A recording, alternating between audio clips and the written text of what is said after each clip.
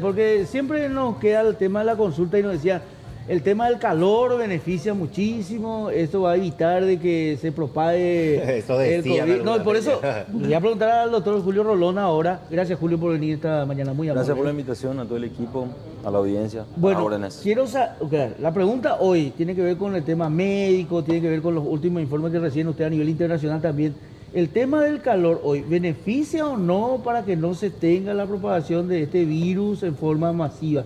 Como vos sabés bien que se hablaba en principio de que por ser una zona de mucho calor, a lo mejor esto ni nos llega, ¿verdad? Pero No, en realidad, ese factor no hay que considerar. Es un virus muy versátil, se mueve a cualquier temperatura, por lo tanto hay que obviar en el análisis la posibilidad de que por el clima caluroso desaparezca de la faz de la Tierra. Obviamente que los virus en general y casi todos los gérmenes patógenos a ciertas temperaturas desaparecen más rápido que a otras. Entonces, el invierno naturalmente favorece a todos los virus respiratorios. Entonces, la dinámica va a ser naturalmente también que en invierno tengamos mayor prevalencia de infecciones respiratorias, por lo tanto este virus se va a mover también más que en otros climas con relación a la temperatura, pero no es un factor determinante. y ahora por eso, y esto estábamos comentando mucho, porque inclusive nos envían fotografías del trabajo que están haciendo casa por casa algunas enfermeras en Villeta, en Nueva Italia, ¿verdad? Que están yendo a las casas a vacunar por el tema de influenza. Hasta ahora, ayer vimos que hubo en un momento dado, se colapsó eso, pero ya nos decían los médicos que inclusive parece que este año va a haber más gente vacunada por el tema de influenza que parece no le hacían caso los años anteriores. Sí, inclusive el reporte que recibimos de la doctora Soraya, que es la jefa, la directora del PAI, nos reportó que casi un tercio de lo que adquirimos ya se consumió. En comparación al el mismo periodo del año pasado, prácticamente por poco se duplica. Y eso es porque hay una sensación de que al vacunarse uno va a estar protegido. Eso no lo podemos saber, pero es mejor protegerse. Y sobre todo insistir en algo que es muy importante. Las vacunas están destinadas a una población de riesgo, que son los de mayores de 60 años y los menores de 36 meses hasta 6 meses y las personas que tienen algún tipo de comorbilidad, es decir, alguna enfermedad. Entonces es importante entender que nosotros primero vamos a apuntar a esa población. Por supuesto que a esa población se suman las personas que trabajan en salud, porque están expuestas, y a partir de ahí otros profesionales que también están expuestos. Es decir, todas aquellas personas que tengan un factor de riesgo son las que figuran dentro de las que deben vacunarse contra la influenza. Y hoy no hay problema con el tema de la vacuna de influenza, no vamos a quedar sin vacuna. De hecho, la directora ya planteó pedir más. El problema es la logística mundial, ¿verdad? Pero de todas maneras nosotros vamos a iniciar los trámites para traer más por si haya necesidad. O sea, la expectativa es que esto sobrepase lo que se pidió. Sí, la expectativa por el hecho de que estamos ante la presencia de un nuevo virus que genera una sensibilidad de indefensión, entonces uno al vacunarse no sabemos, pero mentalmente eso te crea una sensación también de protección. Bueno, y ahora viene, para analizar un poco la situación por la cual en este momento se está comentando mucho, que es la famosa cuarentena inteligente. Si bien hasta la próxima semana todavía seguimos hablando de una cuarentena total, de un cierre total, el tema de llegar a una cuarentena inteligente en mayo, en donde se habla de que va a ser, porque todos dicen, le consultamos de que mayo sería la época en donde tendríamos la mayor cantidad de gente contagiada, ¿verdad? Sería el pico supuestamente, o no sé cómo le llaman el tema del Sí, ángulo el ese pico, que hacen de la del nivel. curva. Y justo ahí se hace la cuarentena inteligente, o sea, uno un poco no entiende cómo transmitir eso, doctor. Bueno, la respuesta a esa pregunta es el hecho de que en estos momentos epidemiológicamente hay condiciones para empezar a flexibilizar una cuestión que es fundamental, que es la parte económica, porque hay que encontrar un equilibrio. Pero eso no significa que una vez implementada la cuarentena inteligente, al día siguiente o 2 días después nos volvamos a hacer un paso atrás o quedarnos en un nivel. ¿Por qué? Porque esto es tan dinámico en el sentido de que hoy nosotros podemos tomar medidas y mañana puede cambiar todo.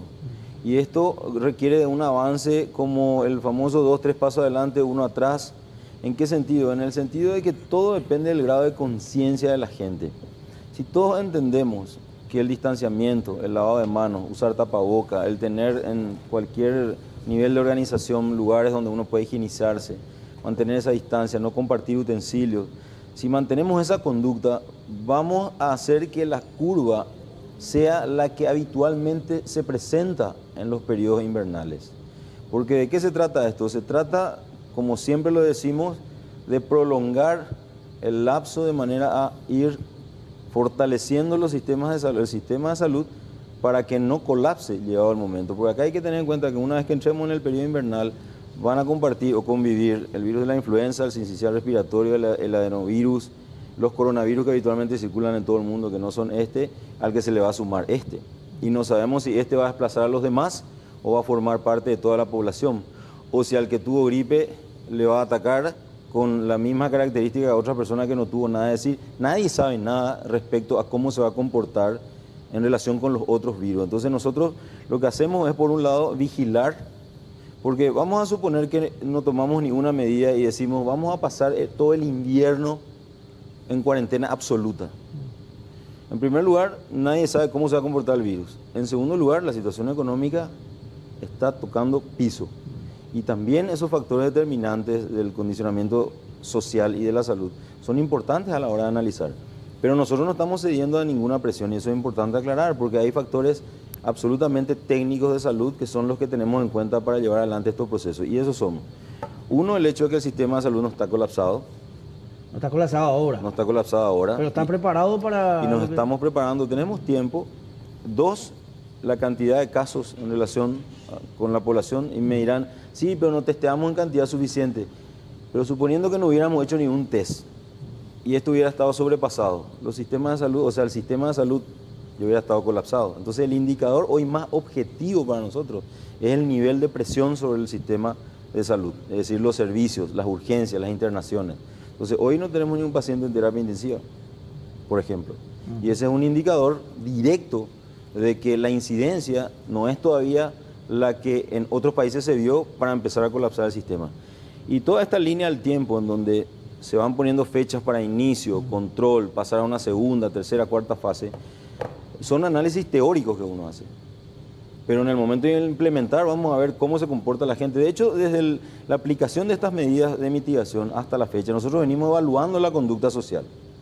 Y en algunos, la conducta social en determinados momentos fue aplazada. ¿Por qué? Pues liberamos y todo el mundo empezó a creer que ya podía salir. Sí. Pero la mayoría, y eso hay que reconocer, está haciendo el esfuerzo, porque los resultados que hoy tenemos representan el esfuerzo que estamos haciendo la mayoría, porque si no hubiéramos hecho el esfuerzo, estaríamos hoy colapsados. No, y eso es muy importante aclarar. Claro, evidentemente tiene que ver con el tema económico y se sabe perfectamente que no hay presiones porque se está sintiendo en el mercado, ¿verdad? Y hoy hablábamos con el viceministro de Economía y también hablamos de esa situación. O sea, hoy no hay recaudación de tributación, aduana bajó el 70%, o sea, también ya está afectando al sector público digamos, la situación que se plantea. Ahora, lo que decíamos y analizando, viendo las imágenes nomás, preocupa mucho si es que el nivel de conciencia de la gente lleva a que cuando se libera, como vemos nosotros a la mañana temprano, liberado, vemos supermercados, ayer veíamos el tema de la vacunación, verá que la gente empieza a aglomerarse sin medir las consecuencias de eso, Julio. Y ahí es donde preocupa, si nos decimos nosotros, el 4 se hace el proyecto, el 5 podría cortarse otra vez totalmente la cuarentena. Así mismo. Bueno, hay que entender que nosotros tenemos que cambiar ciertas cuestiones de por vida. El modo coronavirus de vivir es el concepto que se aplica, que implica lavarse las manos, distanciamiento, usar tapaboca, y en los lugares como este o en cualquier lugar en donde se aglomera gente, lavarse las manos antes de entrar y guardar todas las medidas higiénico-dietéticas para impedir la infección. A eso hay que agregar otras cuestiones. Pero hay que entender también que nosotros venimos de una cultura totalmente distinta a la que exige hoy el coronavirus. Y eso en 4 o 5 meses va a ser difícil de cambiar, pero no por ello vamos a estar prisioneros de una situación y hay que confiar también en la gente. Porque si vamos a ser estrictos, ustedes mismos recorriendo las calles ven que hay gente que no respeta. Aún así estamos demasiado bien. ¿Qué quiere decir eso? Que hay muchos elementos como para poder pensar que se puede flexibilizar, pero bajo un estricto control, con medidas sanitarias como principales indicadores y como principales elementos de juicio para tomar determinaciones. Porque aquí todo lo demás está subordinado a la salud, lo cual no implica que no sean importantes. Pero cuando tomamos decisiones, las tomamos basadas en cuestiones técnicas, epidemiológicas del área de la salud. Pero no estamos ajenos al hecho de que hay una realidad que ya se empieza a sentir. Tanto es así que nosotros, desde el punto de vista administrativo, hasta estamos buscando maneras de darle participación a la gente que reconvirtió sus empresas o que invirtió un poquitito para comprar tapabocas y vender al Estado. Entonces estamos también nosotros de alguna manera tratando de evaluar esos factores determinantes. Pero lo más importante y lo que la gente tiene que saber es que nosotros las medidas que vamos a tomar van a ser sanitarias. Ahora, el ministro hablaba de un tercio que ya se tenía cubierto con relación al tema de los hospitales que van a servir de contingencia para recibir a la gente y que nos imaginamos, porque ustedes hablan, desde el ministerio al menos, de que el número de contagiados indefectiblemente va a aumentar. Eso no hay forma de pararlo. Hoy los hospitales están en condiciones ya de recibir a un número masivo de personas contagiadas. Con toda sinceridad, hoy los hospitales están para la situación en la que estamos, es decir, con baja presión, pero al mismo tiempo estamos fortaleciendo. O sea, ya tenemos más de 50 camas de terapia sobre las que teníamos, ya tenemos un número de camas no complejas, por decirlo así, sobre las que teníamos. Estamos empezando a recibir los insumos de bioseguridad. Es decir, el escenario es el que nos permite a nosotros estar tranquilos para llegar realmente a ese momento en donde las enfermedades infecciosas respiratorias aparecen. Y por eso es que nosotros estamos casi obsesionados con el tema de los equipos de bioseguridad. Y al respecto hay que decir que nosotros estamos repartiendo cada 2 días. Probablemente lo que pasa es que la cantidad no sea suficiente en el stock de las dependencias para darle esa sensación de seguridad al recurso humano. Pero nosotros estamos camino a lo que va a ser el momento en el que vamos a decir, bueno, estamos preparados para recibir. A partir de ahora vamos a seguir, pero por lo menos no estamos mal. Porque lo ideal es llegar a un nivel que te permita sostener el embate inicial. Porque en realidad nadie sabe cómo se va a comportar. Así como estamos viendo y según las predicciones por fórmulas matemáticas que se utilizan en epidemiología, estamos bien y estamos con tiempo para seguir fortaleciendo el sistema. Ahora, la falta de equipos de bioseguridad se refleja claramente, por ejemplo, en los casos de personal de blanco que fueron también contagiados por el COVID, ¿verdad? Que de alguna manera fue una baja importante también para el sistema de salud, ¿verdad? Al respecto hay que decir que la mayoría de los que se contagiaron no se contagiaron por una actividad directa con pacientes respiratorios. Se contagiaron porque uno de ellos estuvo en algún lugar compartiendo con alguien que tuvo y a través de su circuito fue contagiando a los demás. Y eso se estudió, se visualizó y eso a las claras habla de que todavía nosotros no estamos enfrentando al paciente con COVID que puede generar un contagio. Y eso es un detalle muy importante. Si bien hay muchos recursos humanos, así como casi 30 y otros casi 400 en cuarentena que van incorporándose paulatinamente, ese detalle para nosotros fue fundamental, el investigar dónde realmente se produjeron los brotes, si es que hubo, en qué hospital. Y por darte un ejemplo, en el INERAN no hubo ningún brote que haya generado contagios dentro del recurso humano, sin embargo tenemos recursos humanos que cayeron por COVID-19 en ese lugar. Está el caso de Calle y también, Agua. es decir, no hay conglomerados dentro de los hospitales que se hayan originado ahí. Todos tienen un antecedente de haber estado en contacto con alguien fuera del hospital. Y lógicamente uno hasta que no le digan que tiene, uno no sabe. Ah, o sea, pero eso, no, porque nosotros en el mundo estamos viendo casos de enfermeros y médicos que tienen por haber tratado. Ese es otro Ustedes contexto. están diciendo acá que esos que hoy, personal de blanco que están con COVID-19, no son los que directamente trataron a los... Exacto, pero hay que entender un escenario. Nosotros todavía no estamos ante la gran afluencia de pacientes con COVID-19 en los hospitales. Cuando eso llega a ocurrir, seguramente vamos a entrar en el porcentaje del 15 al 20% de personal de blanco que cae en pleno proceso de atención, que es lo que se ve en otros hospitales. Hoy no tenemos ese porcentaje. No tenemos ese porcentaje. O sea, hoy es 0% de atención. No se puede afirmar que sea 0%, pero lo que estudiamos alrededor de cada contagio nos permite decir que la mayoría de los casos fueron fuera de los hospitales. Pero eso es una cuestión sencilla de entender porque hasta ahora no tenemos la gran presión. Pero eso es preocupante también de alguna manera. Sí, ahora, con el escenario que se da, y de acuerdo a lo que usted dice, claro, ya sufren bajas cuando se dé el contacto directo con pacientes de casos profesionales contagiados, la situación va a ser un poco más complicada, viceministro. No va a ser tan complicada y te explico por qué. Cuando uno está en un ambiente que no tiene nada que ver con la medicina, no toma las precauciones o no tomó las precauciones en ese momento. Pero cuando uno empieza a realizar su actividad frente a la posibilidad de un paciente con COVID, cambia la actitud y uno tiende a protegerse. Y te voy a dar un ejemplo. En la terapia del adventista, ningún funcionario de esa área específica se contagió. Sin embargo, dentro del conglomerado del adventista hubo personas que del área de internación común, en donde él estuvo primero, aquel paciente, se contagió. ¿Qué quiere decir esto? Que la seguridad es un factor fundamental para evitar. Y ese detalle a nosotros nos permite una tranquilidad en el sentido de que cuando nosotros tengamos todos los equipos de bioseguridad, capaz que entremos en el porcentaje, pero si no tuviéramos esos equipos, eso va a explotar, obviamente. Aquí hablamos nosotros y nos centramos mucho en cómo estamos preparados. A mí me preocupa el tema a todos nos preocupa el tema de que se libere el 4 de mayo, ¿verdad? Pero vamos a entrar en el tema de que va a empezar los casos a aparecer. Nosotros hoy tenemos 223 casos, ¿verdad? De 9.000 muestras, 9.000 y algo, 9.700 algo, 9.000 muestras negativas, ¿verdad? O sea, se está buscando, ayer creo que se hizo 405 muestras, ¿verdad? Creo que fue el más alto que se hizo en todo este tiempo. Hoy nosotros tenemos por el tema de la toma de muestras, ¿por qué no llegamos a las 1.000 muestras todavía por día? Consulto, Julio, por lo siguiente. Porque decíamos que había un problema, uno para la toma de muestras, que los laboratorios estaban preparados ya para hacer mayor cantidad digamos, de informes con referencia a esas muestras. Pero la toma de muestras era el principal problema que se tenía. El recurso humano también era el problema. El recurso humano para tomar las muestras también. O sea, ¿cómo está hoy eso? ¿Vamos a llegar a las 1.000 muestras por día, tener resultados de 1.000 por día? ¿O eso ya no llegaríamos a eso? Nosotros estamos avanzando en la cantidad. Ajá. Ustedes pueden ver la evolución y pasamos de 35 a 400. Para eso implementamos y fortalecimos otros laboratorios. Por ejemplo, el Instituto de Ciencia e Investigación en la Salud, que es el ICS, hoy tiene una capacidad de hacer 40 por día. Recibí una nota en esta semana para fortalecer, para pasar de 40 a 100.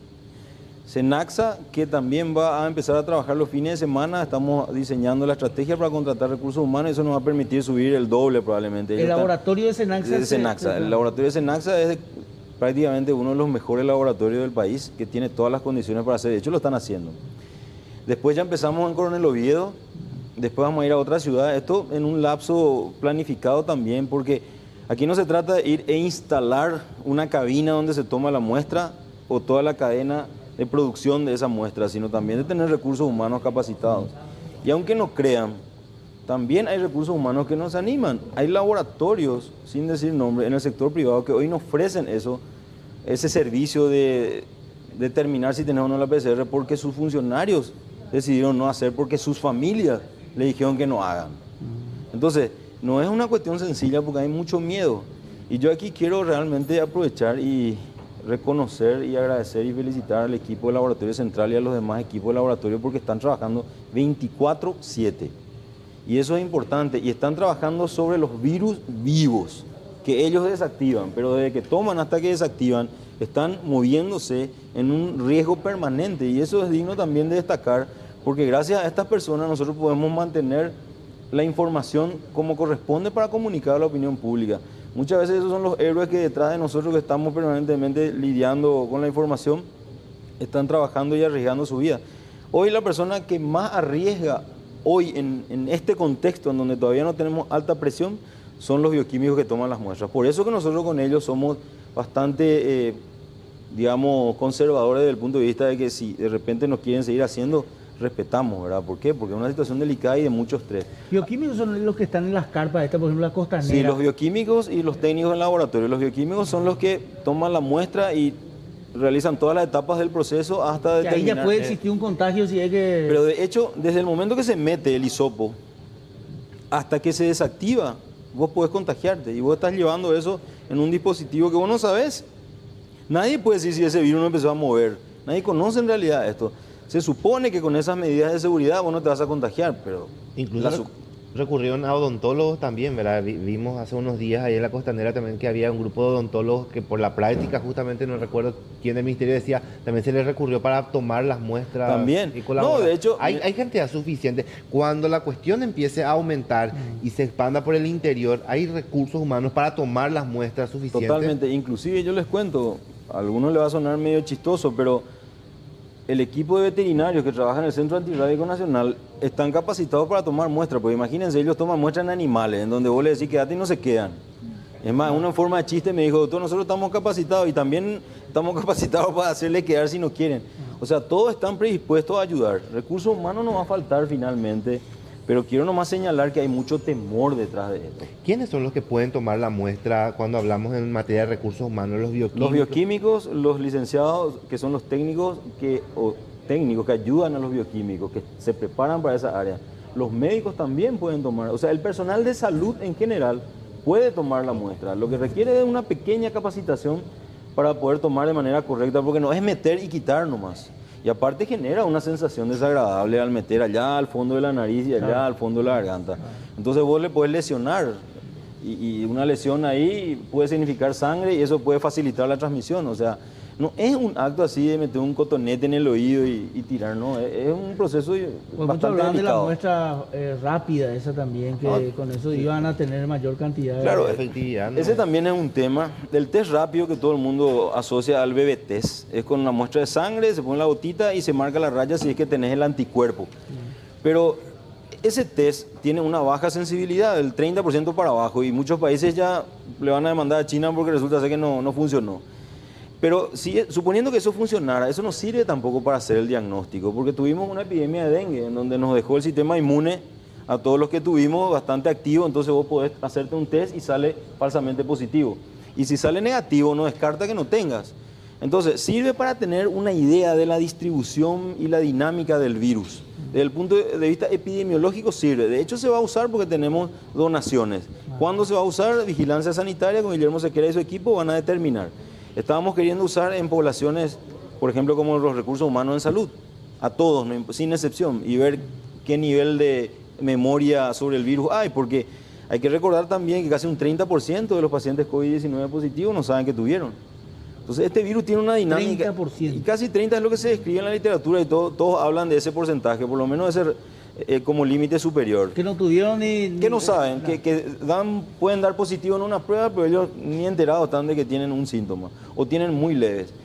Y desde el punto de vista, nosotros como dato estadístico replicamos exactamente lo que se da en los otros países. 86% de los casos no requieren hospitalización, 10% están hospitalizados, digamos, en cuestiones así de menor complejidad, y un 4.3% requirieron terapia intensiva. Esa es la casuística que refleja exactamente el espejo. O sea, por lo tanto, llegado el momento, nosotros también vamos a tener un 15 a 20% de recursos humanos que se van a contagiar naturalmente, aunque podemos bajar eso porque ya sabemos que el momento en donde se produce la mayor cantidad de contagios en el personal es cuando se desequipan. Porque vos te equipás y no tocas nada infectado, pero cuando te desequipás, estás totalmente, en teoría, infectado. Entonces vos tocás acá, ya te fuiste, tocás acá, te fuiste y después ya te va a la cara por reflejo y se demostró que la mayor cantidad de contagio en el recurso humano de blanco se produce en ese momento. Hablábamos justamente del tema, volviendo a la cantidad de test o de testeo, ¿verdad? En este caso, ayer hablamos 405 más o menos, ¿verdad? Sigue manteniendo ese universo que son los que están en los albergues, personal de blanco, personas con enfermedades respiratorias. ¿Sigue siendo ese el universo de muestras que se están tomando? Sigue siendo al que se le incluye también a los pacientes que llamamos nosotros recuperados, que tuvieron y se les controla para decir, usted ya no tiene el virus. Entonces, digamos, dentro de ese total hay también un pequeño porcentaje de pacientes que tenían y que son controlados. ¿Qué porcentaje más o menos, una estimación, de los que llaman a 154 hoy forman parte del testeo? ¿Es un número elevado o un número relativamente o varía eso? No, casi, hay una correlación casi de un 60-70%, o sea, de cada 10 que llaman, 6 de repente si tienen, se van y se toman la muestra, ¿verdad? Pero habría que desmenuzar un poco ese dato. Desde el momento que se llama ahí ya hay un acompañamiento, ¿verdad? Independiente para descartar o confirmar, ¿verdad? Hay un acompañamiento siempre y cuando obviamente presente signos y síntomas, o sea, un paciente de contacto o reúna ciertos criterios. Pero estamos viendo que la respuesta, cuando uno analiza una estrategia implementada, obviamente hay un porcentaje que queda fuera por incapacidad de responder, por el número de llamadas, porque nuestros recursos humanos son suficientes, porque al final está pasando esto, no se quieren hacer el test porque la estigmatización les hace tener miedo. Claro. Tenemos muchos de esos casos y lastimosamente eso contribuye a disminuir la cantidad de estudios para tener una verdadera incidencia. Todo esto nos está enseñando un montón de cosas que desde el punto de vista sanitario lo vamos mejorando, corrigiendo, eliminando día a día. Por eso que decimos que El COVID-19 es como cambiar la rueda pinchada de un auto en movimiento. No tenés tiempo para quedarte. Tienes que seguir avanzando. Y eso también nos permite a nosotros estar al día en toda la información a nivel del mundo e implementar algunas conforme a nuestra idiosincrasia y nuestras particularidades. Yo me siento realmente orgulloso de que tengamos con esta crisis la presencia de muchos jóvenes médicos que tienen realmente una gran capacidad de análisis, porque uno diría, uno se pasa analizando. Nuestro trabajo hoy a nivel central es ver, y los compañeros que están en la trinchera sostener. Nosotros implementar, bajar, pero si vos no generás la confianza, los muchachos en la trinchera no te dan pelota, perdón por la expresión. Entonces hoy notamos que existe un empoderamiento de todos los recursos humanos, en el sentido de que todos hoy estamos convencidos de que tenemos que trabajar juntos. Por supuesto que va a haber quejas de colegas que no hay esto, aquello, lo otro, y tienen todo el derecho. Pero no hay que sacarle más de las instituciones cuando se quejan. No, el tema es que se queja uno y ustedes le sacan, se queja otro. No, pero nosotros no le quitamos a ni uno de la institución. Lo que sí, a ver, hay que entender que si yo le doy la confianza a alguien para dirigir un servicio, se supone que forma parte de mi equipo y se supone que si tiene un reclamo puede utilizar el canal correspondiente. Pero si él no está conforme con lo que yo estoy haciendo y que yo estoy convencido es lo que hay que hacer, coherencia se llama lo que tiene que aplicar y dar un paso al costado y seguir trabajando en el sistema, cosa que están haciendo, pero obviamente ya no en un nivel gerencial, porque se supone que lo que vos manifestás es todo lo contrario de lo que yo estoy diciendo, aclarando que lo que nosotros estamos haciendo es lo que se tiene que hacer. Y acá hay un problema, que es que la gente reclama, los colegas que reclaman como si fuera que nosotros no queremos hacer el esfuerzo para conseguir los equipos de bioseguridad. Se presentan en los medios diciendo, nosotros compramos esto y aquello, como queriendo denotar que no hacemos absolutamente nada. Y no tienen idea de todo el esfuerzo que estamos haciendo y le invitamos a participar. De hecho, están en una mesa del Consejo Nacional de Salud, están en el comité ejecutivo inclusive, y saben muy bien de qué se trata esto y tienen toda la libertad de participar en los procesos. Y yo creo que este no es el momento de tirar fuego por cualquier parte, y tampoco estoy diciendo que no tengan la libertad de decir lo que quieran. Ojo con eso, porque muchos dicen, no, ¿por qué no pueden decir? Claro que todos pueden decir lo que quieran y de la manera en que quieran. Ahora, yendo un poquito al proceso en sí de las etapas. ¿Podemos poner las etapas un ratito para que nos hable el doctor? Mientras pones, sí. yo le quiero preguntar al tema médico. Anteayer más o menos empezó a aparecer la posibilidad de que médicos cubanos puedan venir al país y generó de alguna manera reacción. ¿Ustedes están al tanto de eso, viceministro? Sí, nosotros estuvimos analizando esa situación. Nosotros creemos que en Paraguay hay cantidad de médicos suficiente para contratar, llegado el momento, porque, a ver, nosotros tenemos en todos los niveles de complejidad médicos bien formados, con capacidad para desarrollar su actividad en ese ámbito. Y cualquier médico de cualquier parte del mundo que quiera venir a colaborar con nuestro país va a tener que pasar por ese filtro. Y vamos a tener que evaluar su formación y, en base a su formación, en qué nivel puede contribuir. No es que nosotros, porque se firma un convenio, vamos a permitir que vengan 1000 médicos acá a invadir puestos de trabajo que pueden ser ocupados por nuestros compatriotas. Y eso tiene que quedar muy claro. No estamos en contra de la ayuda solidaria a nivel mundial, porque hoy todo el mundo se necesita. Pero sí tenemos que ser claros en el sentido de que existen compatriotas hoy sin trabajo, médicos, que pueden ingresar en los niveles más básicos, en donde pueden ser muy útiles. Y eso tiene que quedar bien claro.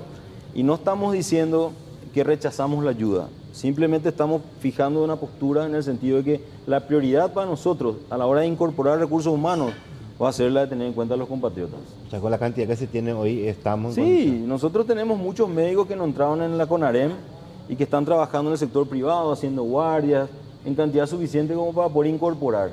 Si a partir de ahí vemos que hay una necesidad, pues se empezará a buscar con estrategias que la ley te permite, porque acá no es que bajo la figura de convenio con un país nosotros vamos a abrir la compuerta de venir cualquier médico. Y hay antecedentes, médicos justamente de ciertos países fueron invitados a salir porque no contribuyeron absolutamente nada desde el punto de vista de la práctica médica. No queremos número, queremos calidad. Y con calidad vos podés compensar la falta de números, porque un médico bien capacitado te puede manejar al mismo tiempo muchos pacientes con otros que no tienen esa capacidad. Y eso es lo que estamos haciendo ahora. Vamos a formar 500 médicos, no para ser terapistas, para tener idea de cómo trabajar en una terapia intensiva. y 1.200 enfermeras. ¿Y qué van a hacer ellas llegado al momento, si se incorporan? Van a estar bajo el mando de gente que tiene experiencia. Entonces, así como yo puedo gobernar con 7 u 8 médicos especialistas y ellos con otros 10 que no lo son, pero que entienden, así también nosotros vamos a enfrentar esto llegado al momento. Bueno, entramos en la fase, mirando un poquitito esta fase, nosotros y mirando la apertura del 4 empieza un montón de consultas. Y en la primera fase, vamos directo a la primera fase que arranca el 4, ahí aparece una cuestión que entraba una duda cuando, me imagino que ya son consultados ustedes también a qué nivel se van a habilitar las cosas. Arriba dice fábrica en general, talleres mecánicos y construcción de obras públicas, obras civiles y primera etapa, cimiento y estructura. Pregunto nomás, esto de habilitar primero obras públicas, obras civiles en primera etapa de cimiento y estructura y no habilitar obras en general, ¿es porque Salud le dice primero a los que hacen cimiento, con esto vamos a resguardar tal cosa, o esto ya tiene que ver con otro sector que no sea Salud? Cuando ellos tienen en cuenta esto en la primera fase y en la segunda fase dice obras en general. Específicamente, obras en primera etapa es porque en las primeras etapas de la construcción hay todavía suficiente, o sea, espacio libre, por decirlo, entre comillas. No está cerrada la estructura. Uno en la evolución de la construcción de un edificio, el cimiento, las paredes, pero todo está abierto. Hay circulación de aire, entra luz solar, o sea, es como el ambiente un poco más natural. Después eso se va cerrando y hay que ir evaluando. ¿Por qué es importante diferenciar? Porque en una obra, en sus primeras etapas, los albañiles pueden estar en los diferentes niveles. ¿Por qué? Porque todos están poniendo ladrillo, cemento y subiendo cara. En las siguientes etapas se incorporan otras personas, electricistas, mamparistas, losistas, etcétera, etcétera. Ya el conglomerado empieza a aumentar porque se agregan o se suman otros profesionales de otras áreas. Entonces parece algo tan sencillo, pero hay que tener en cuenta eso. ¿Y qué queremos hacer? Queremos hacer, llegado al momento, una separación de tal manera que los obreros, por ejemplo, una manera así burda de ejemplificar, los obreros que están en el 5.º piso de un edificio no se mezclen con los que están en el 4.º. Ponerle color rojo al 4.º piso, azul al 3.º y así sucesivamente separar los colores y que los albañiles tengan distintivos. Entonces los amarillos pueden estar juntos, los de rojo pueden estar juntos, pero no pueden estar todos mezclados. O sea, ese nivel de análisis se está haciendo con la gente del sector. ¿Por qué? Porque lo que hay que impedir es la aglomeración y que esa aglomeración sea desordenada. Si hay una aglomeración ordenada e inteligente, el riesgo es mínimo. ¿Y qué quiere decir eso? Que estemos todos en este lugar, pero distanciados.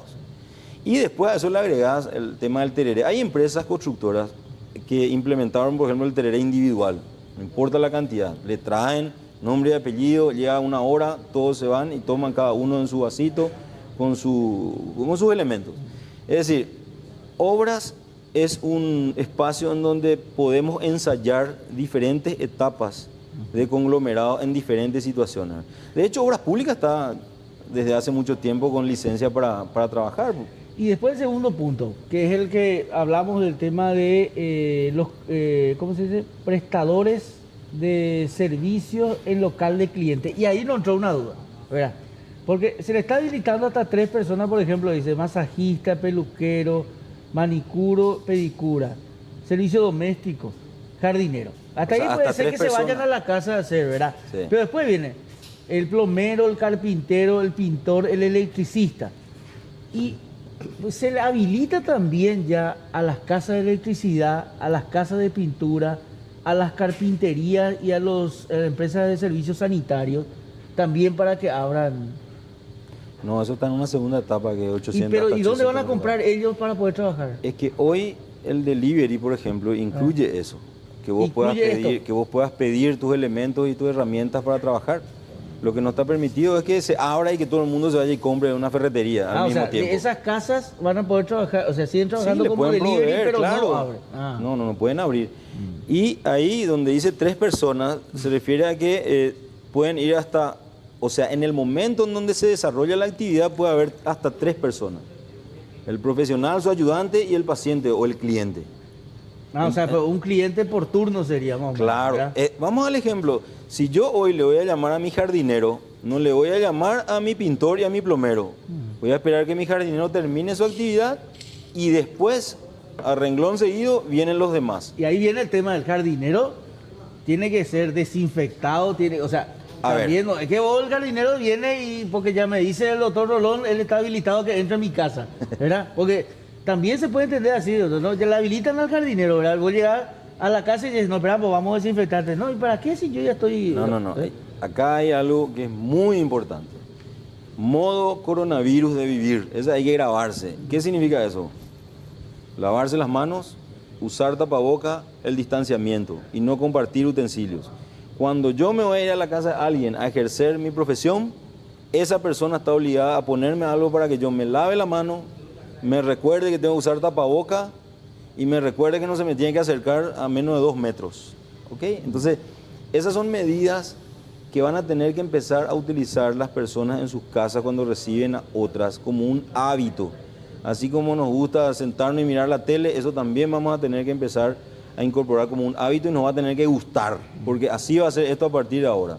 Caso contrario, va a ser un problema para toda la población. Entonces, todas esas profesiones individuales, inclusive dentro de ese grupo, viste que hay contadores, abogados, vos le llamás a tu abogado y le vas a tener que hacer pasar por el mismo rigor y el mismo protocolo que al jardinero, que al plomero y a cualquier persona que te vaya a brindar una actividad profesional en tu casa, en esta primera etapa. Y eso es importante que la gente entienda. Y las personas en sus casas están obligadas a poner esos elementos para que esa persona pase por ese protocolo. El caso de abogados que dice el 4 de mayo, ¿se diferencia eso del Poder Judicial, Julio? ¿El Poder Judicial, sus actividades ya van a ser normales este lunes o cuál es la información? Ellos que están tienen? en este momento en una fase de estudio porque es una situación muy delicada. Ahí circula demasiada gente de todas partes y puede ser un foco de transmisión gigantesco porque ahí no solamente están los que trabajan en ese lugar, sino las personas que van. Es decir, en todas las dependencias del Estado o no, en donde acuda la gente, se va a tener que reforzar la medida de control y seguridad sanitarios. Y esos lugares en otras etapas recién van a ser habilitados porque es demasiado importante tener en cuenta que si nosotros no controlamos al conglomerado, no sirve para nada lo que estamos haciendo. Y por eso es que decimos que si bien ahí hay una fecha de evaluación que es el 21, la evaluación puede ser al día siguiente y en el día puede ser de la mañana a la tarde. Y ahí mismo podemos tomar la decisión, señores, lastimosamente sigamos en cuarentena total. Porque esta es una cuestión dinámica. O sea, no es que aquí vamos a probar la semana cómo va. No, la población tiene que estar tranquila que nosotros como equipo de salud vamos a vigilar desde las horas cero de aplicación de la medida, como lo estamos haciendo hasta ahora. Y que estén tranquilas de que si nosotros vemos que esto no va a ser factible, y vamos a tener que reconocer que no y apretarnos los cinturones y avanzar. Porque tampoco nosotros, sobre pretexto de que la economía ejerce un mecanismo de presión para cambiar, vamos a poner en riesgo la salud. Y eso tiene que quedar bien claro porque el presidente mismo lo ha dicho en todas las oportunidades que le cupo la oportunidad. A nivel de gabinete, de secretaría, no hay nadie con... porque pregunto yo el tema, No. viste que ya de repente en otros países empezó ya a surgir entre gente... Y hasta el momento no, y esperemos que siga así. Inclusive ayer estuvimos reunidos con ministros de otros organismos del Estado y todos estamos ahí, cada uno con su gente y con mucho entusiasmo trabajando sobre esto que dimos a conocer ayer. Independientemente de este tema, hay una situación que también preocupa mucho, viceministro, que no se debe dejar atrás la situación de otras personas que tienen patologías distintas, ¿verdad? Porque hoy se van en los hospitales y se encuentran con el problema de que no solamente COVID, y vamos a dejar morir gente también muchas veces porque hay esa resistencia en algunos hospitales a recibir pacientes. Y no sé si es el caso, ¿verdad? Pero algo ocurrió en Curuguatú, donde un chico terminó muriendo, creo que forma parte de una investigación hoy, ¿verdad? Pero a nivel general la gente se pregunta, ¿verdad? ¿Cuál es cómo se está trabajando con relación a eso? Bueno, todos los paraguayos, habitantes de esta tierra, tienen que saber que si se sienten mal y no tienen un seguro médico, no tienen capacidad o recursos financieros para ir a pagar un sanatorio, no tienen IPS, pueden ir a la urgencia de cualquier hospital y debe ser atendido. Ninguna urgencia del país puede dejar de atender a un paciente que viene con un problema que pone en riesgo su vida. Y eso todos lo sabemos y así se está aplicando. Si existiere algún tipo de excepción en ese sentido, pues se tomarán las medidas que corresponden, porque ocurrió. Y eso es probablemente por el miedo en el que todo el mundo está, pero nosotros como servicio de salud, prestadores de servicios de salud, estamos obligados a atender. Lo que hacemos a partir de recibirle al paciente es determinar en qué situación clínica está y a partir de ahí o le envías a la casa con un tratamiento o le internás. Y si le internás en un hospital COVID-19 o en un hospital polivalente. Pero esa es una responsabilidad de los médicos, del personal sanitario que trabaja en los hospitales. Por lo tanto, los pacientes con cáncer o con alguna otra enfermedad que necesiten ir a los hospitales tienen que ir y van a ser atendidos. El problema que estamos teniendo es que no hay medios de transporte con la frecuencia con la que antes había. Y estamos estudiando la posibilidad en el Centro Operativo de Emergencia del COVID-19, la posibilidad de tener medios de transporte para los pacientes con cáncer o cualquier paciente que requiera de su tratamiento, ya sea quimioterapia, radio o algún tipo de cirugía que no se pueda diferir. Entonces, lo que vamos a tratar de hacer es buscar las condiciones adecuadas para que las personas que necesiten ir a los hospitales así lo hagan. El tema de los medicamentos hoy ya está subsanado. ¿A qué me refería? Cuando empezó a divulgarse cuáles eran los medicamentos que se utilizaban para tratar a pacientes COVID, hubo un desabastecimiento, ¿verdad? Hoy eso ya se suplió, hoy eso ya está funcionando porque había mucha gente con enfermedades que sí necesitaba ese medicamento que se vio en un momento dado con el problema de que no conseguía en ningún lado porque la gente empezó a comprar o porque las farmacias no liberaban o por otras cosas. Sí, de hecho, eso está superado. Nosotros cuando emitimos la resolución tratando de salvaguardar esa poca cantidad de hidroxicloroquina que había, vimos que se nos escapó y lo reconocemos. La población que sigue o requiere ese tratamiento en otro contexto que no es COVID-19. Inmediatamente solucionamos y permitimos a las farmacias que sigan vendiendo a esas personas con receta. Pero en un momento dado sí hubo una especie de venta masiva de ese medicamento. Lo mismo ocurrió con la ivermectina, que se disparó la venta, ¿verdad? Pero eso ya está superado.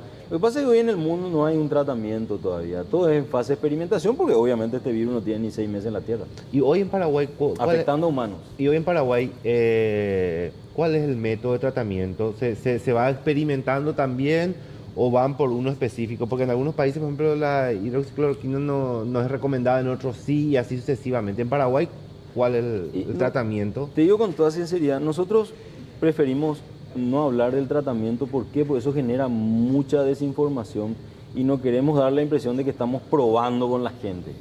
Sí hacemos o formamos parte de equipos que están implementando cierto tipo de combinación y con criterios específicos implementamos eso, pero la hidroxicloroquina hoy en Paraguay se está usando.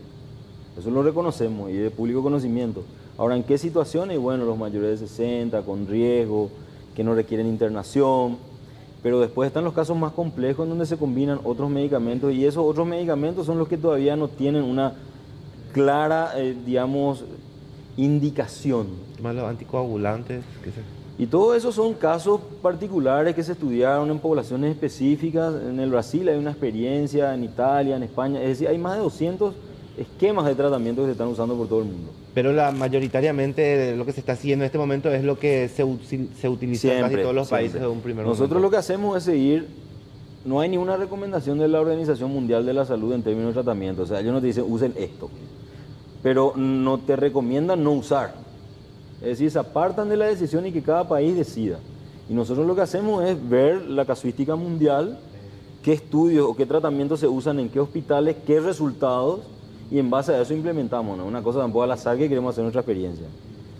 No, evidentemente dentro de este proceso existen muchas cosas y una de ellas tiene que ver con, y ya se ha denunciado muchísimo el caso de gente que quiere negociar con la pandemia, que negociar con lo que está pasando en nuestro país. Y ocurre en el sector de salud, ¿verdad? Mucha gente tiene mucha confianza al ministro y a todo su entorno, ¿verdad? De lo que ustedes están haciendo, pero también hay que reconocer de que muchos están jugando a hacerse ricos con esta pandemia, viceministro, ¿verdad? Bueno, el mercado mundial. Nosotros cuando empezamos esto dijimos, bueno, ¿qué necesitamos? 20 millones de mascarillas por mes, 2 millones de N95 y así hicimos una proyección en base a lo que los otros países estaban viviendo. Cuando tomamos la decisión de comprar esos insumos de bioseguridad, nos dimos cuenta que el mercado estaba prácticamente desabastecido. Es decir, no había en cantidad suficiente como para tener un stock y prepararnos para lo que va a ser, y ojalá nunca llegue a enfrentar al COVID-19 en su máxima expresión, ¿verdad?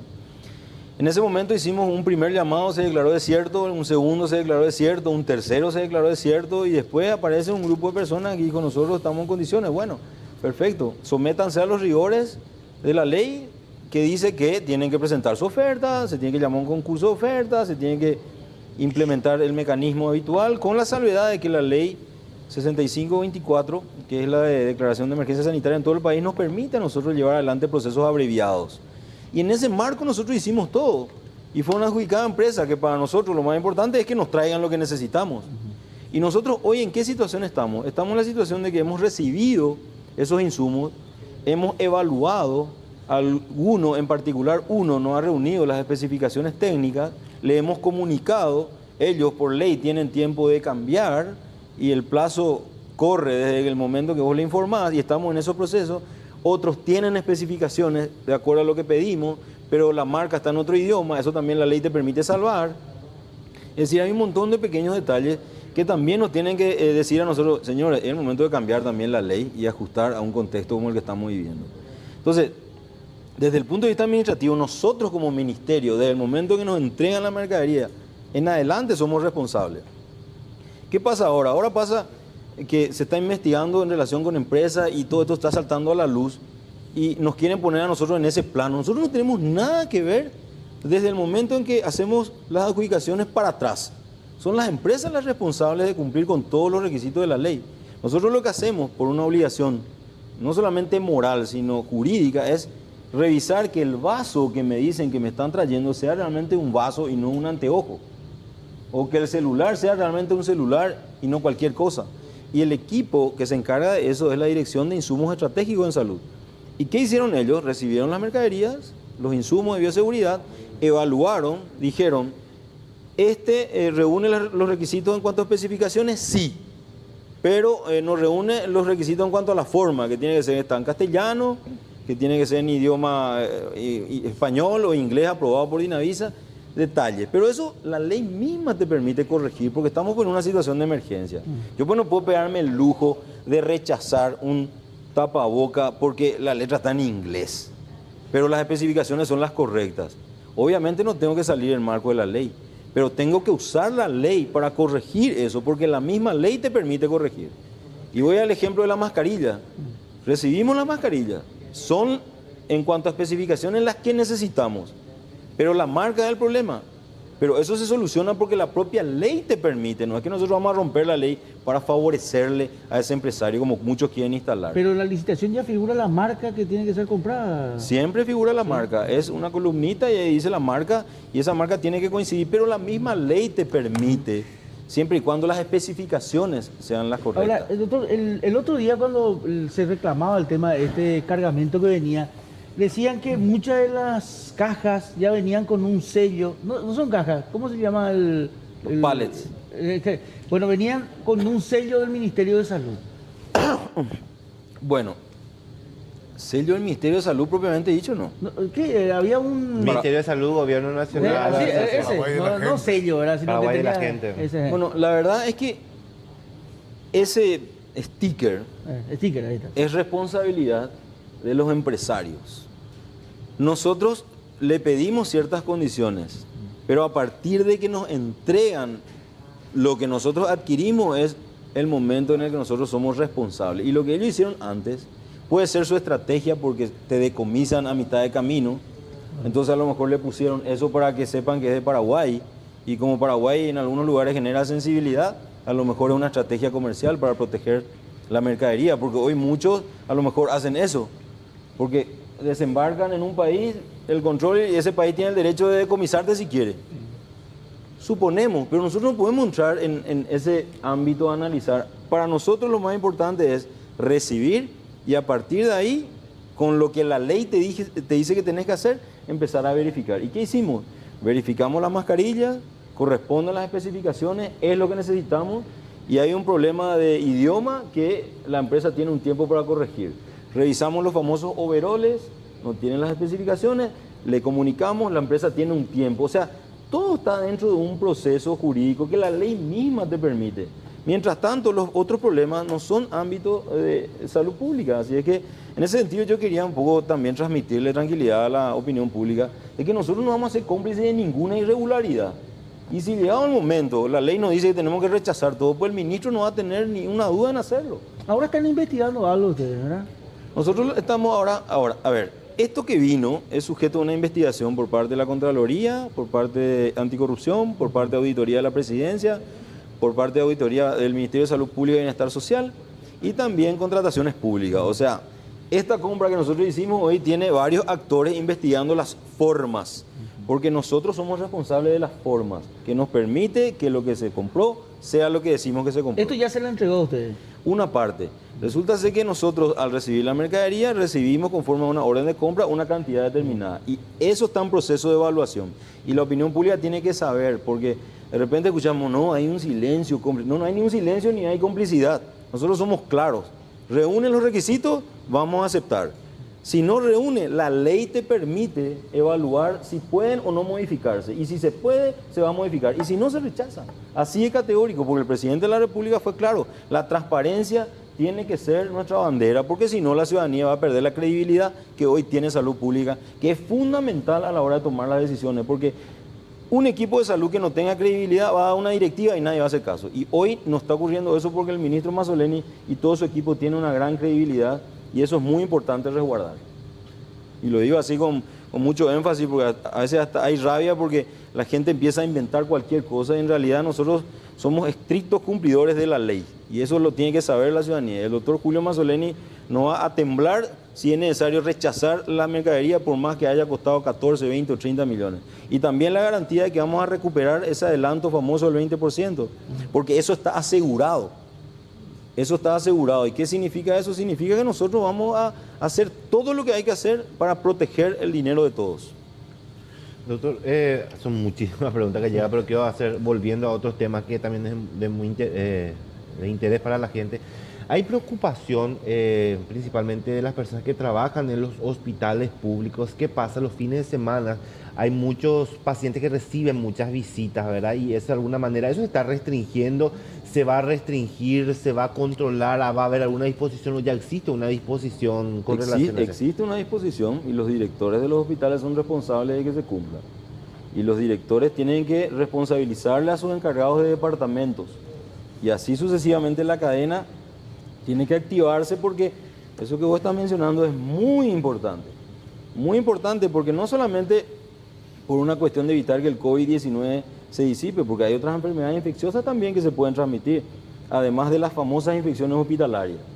Entonces nosotros estamos con una serie de medidas que se aplican y el control es responsabilidad de los directores de esas dependencias o los encargados de las dependencias. Otra cosa también que quiero mencionar, aprovechando su presencia acá, generalmente siempre nos centramos en Central, en Asunción, quizá porque los casos son más numerosos, pero además de Central y Asunción está el interior del país donde hay una gran cantidad de gente también expectante, ¿verdad? No solamente se centra acá. ¿Cómo está el tema de los hospitales de contingencia, no sé, en Canindeyú, en San Pedro del Cuamandeyú? Porque también hablamos de, por ejemplo, Alto Paraná, Coronel Oviedo, Encarnación, que son generalmente, pero hay otros sectores como Casa Paz, San Pedro, Canindeyú, zonas realmente muy necesitadas. Todas las regiones del país son hoy objeto de análisis y de implementación de medidas contra el COVID-19. Y mencionaste Casa Paz. Ahí, ¿qué hicimos, por ejemplo? Alquilamos un sanatorio privado en donde se van todos los casos no COVID y dejamos el hospital para los pacientes que solamente tienen cuadros respiratorios. Y así lo estamos haciendo en otras ciudades de acuerdo a las circunstancias de esa ciudad. Es decir, evaluamos la infraestructura de esa región sanitaria y decimos, acá hay IPS, hay dependencia del ministerio y está el sector privado. ¿Qué hacemos?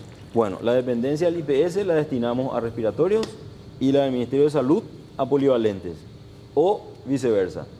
Pero en todo el país, en las grandes cabeceras, están preparadas las unidades hospitalarias para recibir a estos pacientes. Hay un tema que hace mucho también que, bueno, esto viene de 2 semanas atrás, por ejemplo, y por qué me refiero al interior, ¿verdad? Se daba una situación particular, y voy a tratar de resumirle rápidamente. En Catuete aparecía un ciudadano brasileño que presentaba fiebre alta, tenía las características de un cuadro sospechoso. ¿Qué pasa? Tenían que llevarlo hasta Salto del Guairá, donde es la capital y donde es el hospital, creo que de contingencia también, ¿verdad? Claro. Entonces fueron a la policía a denunciar y empezaron a buscar. No tenían una ambulancia para trasladarlo hasta Salto del Guairá. Entonces, ¿qué tuvieron que hacer? Tuvieron que llevar en un vehículo particular, el hermano y el paciente, y atrás en otro vehículo se lleva el personal médico con la policía para llevarlo hasta ese lugar. A eso me refiero justamente cuando hablo del interior, ¿verdad? Que hay escasez de recursos, por ejemplo, ¿verdad? Porque imagínate, en un departamento no se pueda encontrar una ambulancia para trasladar a un paciente, ¿verdad? Ese fue el informe de un hospital privado, por ejemplo, de la zona donde fue recibido y que tampoco tenía una ambulancia, ¿verdad? Bueno, existe lo que se llama la red integrada e integral de servicios de salud. ¿Eso qué quiere decir? La interconexión entre todas las dependencias sanitarias del nivel más bajo de complejidad hasta el más alto. Eso implica utilizar sistemas de transporte, de comunicación, de referencia de pacientes, de idas y vueltas, todo coordinado. Eso está en crecimiento y desarrollo como un niño. Y obviamente que hay áreas todavía en donde vamos a sufrir la falta de infraestructura. Este tipo de situaciones nos permite a nosotros visualizar y tratar de corregir inmediatamente o en el menor lapso, porque justamente describen todavía la debilidad del sistema que nosotros queremos fortalecer. Entonces, eso que vos citás es un ejemplo que se replica en varias partes, no es producto de la falta de atención, sino es producto de la falta todavía de un fortalecimiento del sistema de salud, porque acá, si bien estamos todos concentrados en el COVID-19, no hay que olvidar que el sistema sigue funcionando.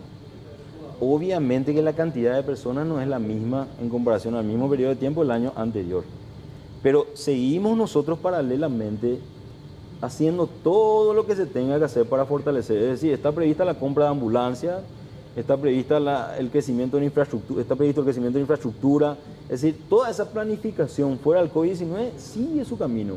A lo mejor el ritmo es diferente, pero lo que vos señalás es algo que se suele vivir. Lo que tratamos de hacer es de corregir en lo inmediato y cómo, primero fortaleciendo la red, mejorando la comunicación intersectorial de esa zona, que finalmente es lo que va a hacer que funcione. Vos podés tener toda la ambulancia, pero si le llamás al médico del hospital para que le reciba y el tipo te dice que no tiene cama y resulta que tenía, entonces hay que hacer un trabajo de predisposición, un trabajo de infraestructura, un trabajo de concienciación y también un trabajo de promoción y prevención de la salud, que la comunidad sepa que así funciona el sistema. Realmente el desafío es gigantesco y el COVID-19 tiene que ser una oportunidad para reformar la salud pública categóricamente. Vamos a guardar y sobre todo la expectativa del 4 de mayo, ¿verdad? Para nosotros va a ser una semana en el cual esta semana ojalá no se relaje todo, por más de que empezamos. Hoy, por ejemplo, nos extrañó un control que había en la costanera y de repente a las 8, ¿verdad? A las 7. A las 7 se levantó. Y 8:30 vuelven, dice. Y 8:30 vuelven. Entonces, de repente no teníamos eso, ¿verdad? Pero ahora apareció el tema ya por hora, los controles. O sea, ojalá que no se empiece a relajar todo, ¿verdad? Y se sienta de esa manera. Bueno, y vamos a hacer una analogía del colegio. Este va a ser un examen parcial y tu promedio va a depender para que salga el final, ¿verdad? Entonces, la diferencia va a estar en que la evaluación la vamos a hacer a la hora cero de la aplicación de esta medida. Pero colegio y universidades, no. Categóricamente no. No, eso están en una fase 3, 4 y según la respuesta que tengamos en esta fase 1. Por eso es importante recalcar que al COVID-19 se lo mantiene alejado con medidas fáciles de tomar. Distanciamiento, lavado de manos, usar tapaboca, no compartir utensilios, respetar.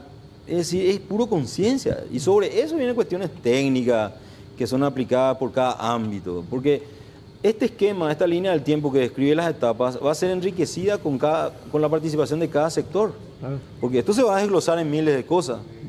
Una última cosa, por lo menos de mi parte, que mostrarle al doctor. Esto me pueden poner en la computadora si estos son reutilizables o ya no. Son las batas que usan los médicos, ¿verdad? Y que en algunos lugares están lavando para reutilizar. ¿Estos son reutilizables? No, eso no se puede hacer. ¿No? No se puede hacer, no. Estos son todos desechables. ¿Este qué tipo de material son? Ñembudes, el hospital Ñembudes. No sé qué tipo de materiales son. Voy a verificar cuál es la situación. Sí. ¿Pero qué tipo de materiales? Por eso decía. Estos son textiles no tejidos. El famoso TNT, que todo el mundo escucha. ¿Por qué es textil no tejido? Y porque simplemente si nosotros agarramos esto y miramos al microscopio, no tiene la red, el tejido. O sea, no. Uno imagina el tejido haciendo esto, ¿verdad? Esa estructura. Bueno, la diferencia está en que esto está todo pegado. Entonces no hay tejido, no hay hilos entrecruzados. Es una estructura que se pega. Entonces vos no tenés esto, tenés esto. Obviamente que si mirás al microscopio electrónico vas a ver que igual hay poros. Pero esos poros pueden ser pequeños, por ejemplo de 8 micras. Si es de 300 micras ya no nos sirve para este virus. Tiene que ser menos de 10, por decirlo, ¿verdad? Entonces estos elementos son desechables. Existe forma de esterilizar, pero en Paraguay no la estamos usando. Y esta manera no es la manera de reutilizar. O sea, de meter en el agua con jabón. No, categóricamente no. Yo honestamente te digo, yo conozco el hospital de Ñemby, yo fui director ahí 3 años y... No conoces ese lugar. Este lugar en particular, capaz que sea nuevo, ¿verdad? Porque fui director hace mucho tiempo. O sea, no crees que sea cierto. Es reciente nomás porque... Lo que pasa, ¿sabes qué pasa? Por una cuestión de preguntar si es reutilizable o no, ¿verdad? No, categóricamente todos los equipos de bioseguridad que nosotros compramos son desechables. Todos. ¿Cómo es? O sea, a la mañana temprano se ponen. Vamos a suponer que vos entras a la terapia, Sí. te pones tu mameluco, ya suponiendo que tenés pacientes con COVID-19, te pones tu equipo, primero tu ropa típica, tu chomba, tu pantalón de tipo de cirujano, como se dice. Sí. Encima de eso te pones tu mameluco, el overol, tu gorrita, tu protector ocular, tu máscara, tu protector facial, tu guante, tu bota, todo. Así vos estás un lapso de que puede ser 4 a 6 horas. Después se cambia el turno o a las 6 horas te volvés a cambiar porque pasó algo, utilizaste y vas a ver a otro paciente. Durante todo el lapso que te toca hacer la guardia tenés que estar así, en esa unidad. Entonces, una vez que usas todo eso, eso a la basura. Es así de simple. Nosotros ninguno de los equipos de bioseguridad que estamos comprando son reutilizables, porque no tenemos la tecnología para reutilizar. Bueno, es muy importante aclarar. Eso es importante también, sobre todo porque de algunos lugares dicen, vamos a lavar nomás acá y vamos a usar otra vez. A ver, probablemente tenga buena voluntad esa persona, pero que sepa que eso no se hace. Pero también está el que hace a propósito, quita fotos y hace. Sí, también. Lo importante es saber si es reutilizable o no. No es reutilizable. Bueno, viceministro, gracias por estar esta mañana. A las órdenes siempre. Doctor Julio Rolón con nosotros. En minutos nada más vamos a hablar de otro de los ámbitos también, aparte de salud. ¿Qué es lo que viene? Ahí tenemos muchos mensajes para recorrer que tienen que ver con el tema de la educación, ¿verdad? Y ahora vamos a hablar con la que va a venir es el representante de los padres de colegios públicos, no privados. Privados sabemos el tema de la cuota y todo eso. Ahora vamos a hablar con la representante de los padres de colegios públicos. ¿Por qué? Por el famoso tema de la enseñanza virtual y todo eso, ya que así como está el panorama, no sé si este año vamos a volver a clases presenciales, ¿verdad? Pero bueno, vamos a hablar con ella un minutito nada más. Pausa y ya volvemos.